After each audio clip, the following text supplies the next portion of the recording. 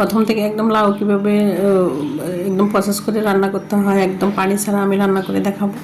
কালারটাও যেমন ভালো লাগবে, খেতে অনেক ভালো লাগবে, কালারটা একদম সবুজ থাকবে, সেই টিপস সহ বলে দিব। তো লাউটা হচ্ছে আপনার ভালো করে আগে আস্ত ধুয়ে নিতে হবে, ধুয়ে তারপর হচ্ছে কেটে নিতে হবে। সবজি অবশ্যই টাটকা থাকতে হবে, টাটকা না হলে রান্না করে মজা পাওয়া যাবে না। তো আমার সবজিটা আমি কালকে এনেছিলাম, তো নর্মালি রেখে দিয়েছিলাম, তো আজকে রান্না করব। তো এই জন্য ভালো করে ধুয়ে আমি আগে পরিষ্কার করে নিয়েছি। তো এই সবজি কাটা ধোয়া এগুলো হচ্ছে আগে প্রসেসিংটা যদি ঠিকঠাক মতো না হয় তাহলে রান্না করে খেতেও মজা লাগবে না, রান্না করলে অনেক ওই কালারটাও ভালো আসবে না, মুখে লাগবে না খেতে। তো এটা হচ্ছে আগে ভালো করে ধুয়ে নিতে হবে, একটু বড় সাইজে করে কেটে নিব আমি, একটু মোটা করে। বেশি পাতলা করে কাটলে রান্না করার সময় নিচে লেগে যায়, পরে হচ্ছে খেতে ভালো লাগবে না। তো এটা একদম কচি ছিল লাউটা, একদম আমি মানে যেমন চাইছি তেমনই পাইছি লাউটা। আগে আমাদের ঘরে কেউ লাউ খেতে চাইতো না, এখন মাশাআল্লাহ সবাই খায়, অনেক পছন্দ করে। তো আমার ছেলে এখান থেকে কাটার জন্য চলে আসছে, এসে একটুখানি কাটতে পারছে, এই জন্য নাচতেছে।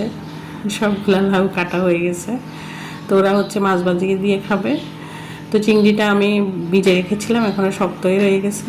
তো এই চিংড়ি বেশিক্ষণ লাগে না গলতে, পুরো চিংড়ি একসাথে রেখেছিলাম। তো একটুখানি নিব, বেশি নিব না, যেটুকু লাগবে শুধু ওইটুকুই নিব। তো আমি এখানে একটা পেঁয়াজ দিয়েছি আর রসুন দিয়েছি। লাউতে বেশি মশলা ইউজ করতে হয় না, পেঁয়াজটা একটু বেশিই দিতে হয়, কিন্তু রসুনগুলো একটু কমই ইউজ করতে হয়।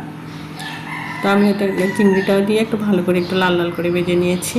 আর মশলাটা হচ্ছে আমি একটু পানি দিয়ে একটু গোলা তৈরি করে রেখেছিলাম আগে, ওরকম করে দিলে কালারটা ভালো আসে, খেতেও ভালো লাগে। লাউতে কোনো পানি ইউজ করব না, লাউর যে পানি সেটা দিয়ে রান্নাটা হয়ে যাবে। এই জন্য আমি আগে একটু মশলাটা একটুখানি পানি দিয়ে কষিয়ে নিচ্ছি। তেলটা উঠে আসলে বেশি করে কাঁচামরিচ দিয়ে নিব।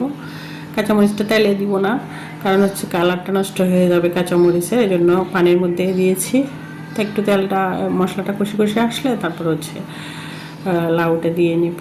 তো আমি আর কোনো পানি ইউজ করব না, এটা দিয়ে রান্না হয়ে যাবে। লাউ থেকে যে পানি বের হবে ওইটা দিয়ে রান্নাটা কমপ্লিট হয়ে যাবে।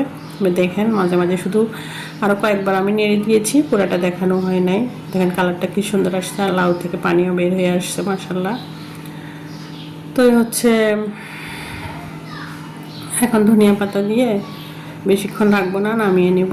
আর নামানোর পরে যেটুকু গরমে রান্না হয়ে যাবে। তো কালারটা অনেক সুন্দর আসছে, খেতেও সবাই বলছে অনেক মজা হয়েছে। আর এই যে দেখেন আমি আজকে সারাদিনের জন্য, এক সপ্তাহের জন্য রুটি বানিয়ে রেখেছি। রুটিগুলো এখন ফ্রোজিং করব। অনেকগুলো রুটি বানিয়েছি আজকে সকালবেলা উঠে। সবাই ভালো থাকবেন। আসসালামু আলাইকুম সবাইকে।